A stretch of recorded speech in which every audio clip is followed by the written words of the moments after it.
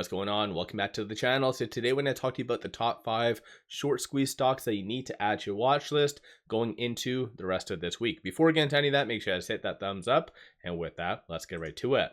So starting off with stock number 5, you have Dogwood, ticker is DWTX. Over the last 5 days, up a very impressive 140.45%. Over the last 1 year, up 36.31%. So that does and is a attributing factor why it was selected. So I choose stocks that have some pretty good momentum as well as a lot of good data based on this. So 12.07% of the free float is being shorted.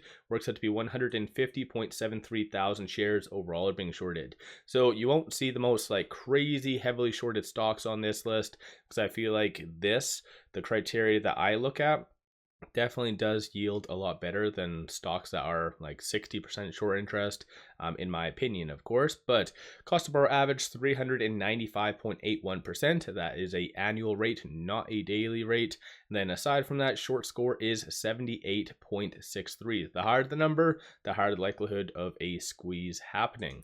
And basically through IBKR, you see only 9 lonely shares available to be shorted. So typically I bring this up because big money likes to buy this type of stock and lend out because that cost to borrow is very juicy. A lot of big names such as BlackRock, Vanguard love to take advantage of that just to kind of lend out. So nonetheless, this is stock number 5. Moving on to stock number 4, you have Phoenix Motors, tickers PEV. Interesting one though, because EVs have been absolutely slaughtered, but it did go up 18.32% on Wednesday. Over the last 5 days, up 60%. Very volatile, but nonetheless, it is up 60%. So a lot of good momentum there. 57.5% of the free float is being shorted. Works out to be 3.79 million shares overall are being shorted. Cost to borrow average is 140.44%. The short score is 81.62. These numbers right here, I'm not necessarily bringing up, but that's the change what did happen on, for instance, Wednesday. And then as you can kind of see through IBKR, similar nature, you only have 200 lonely shares available. So this stock could see some buying coming from big money just to lend out.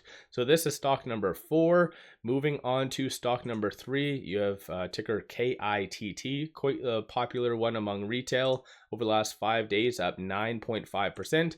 Over the last 1 year though, not all that great, up 80 or down 84.17%.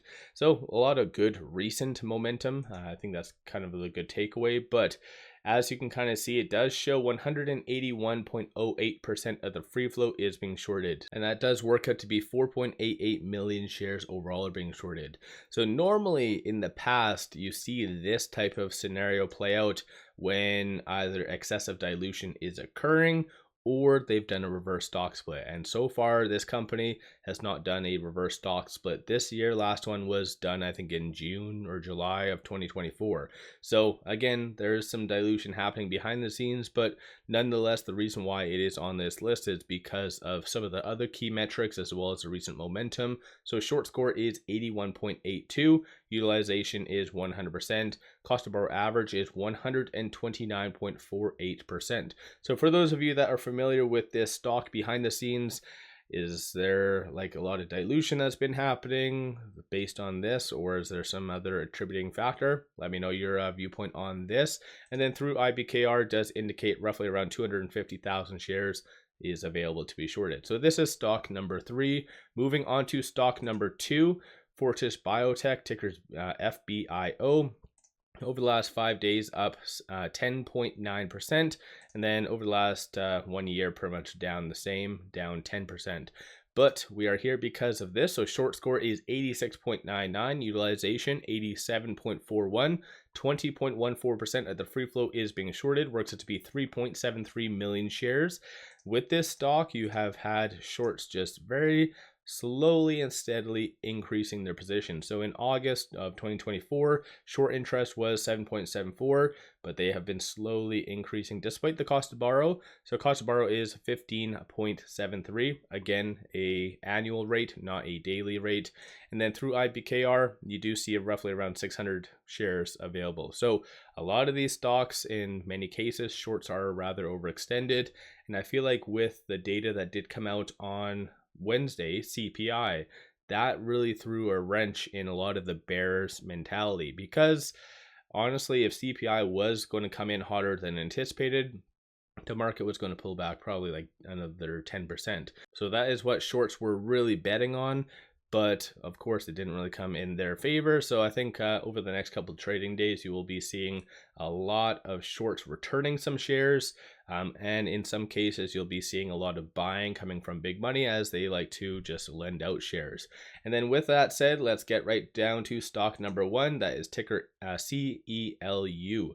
So it did go up 17.16% alone on Wednesday. Over the last 5 days, up 14.6%. So a lot of good momentum there. 15.71% of the free float is being shorted. Works out to be 1.56 million shares overall being shorted. So you don't see some signs of manipulation, or I mean like naked shorting, but shares on loan, there's 1.57 million, and then overall 1.56 million. So very, very close. Typically that's just too close for comfort. So maybe there might be some naked shorting and stuff happening behind the scenes. Cost of borrow average 337.81%. Short score 94.35, and then through IBKR does indicate 45,000 shares is available to be shorted. So let me know your thoughts on these top 5 stocks. Is there any that you think that could potentially squeeze this week? And so if there is any that come to mind, drop some tickers in the description below. One final thing, pop over to my Patreon and give buy signals on stocks, options, and crypto. Many of them have been absolutely on point and bangers. Definitely worthwhile to pop over there and take a look. With all that said, appreciate all of you watching.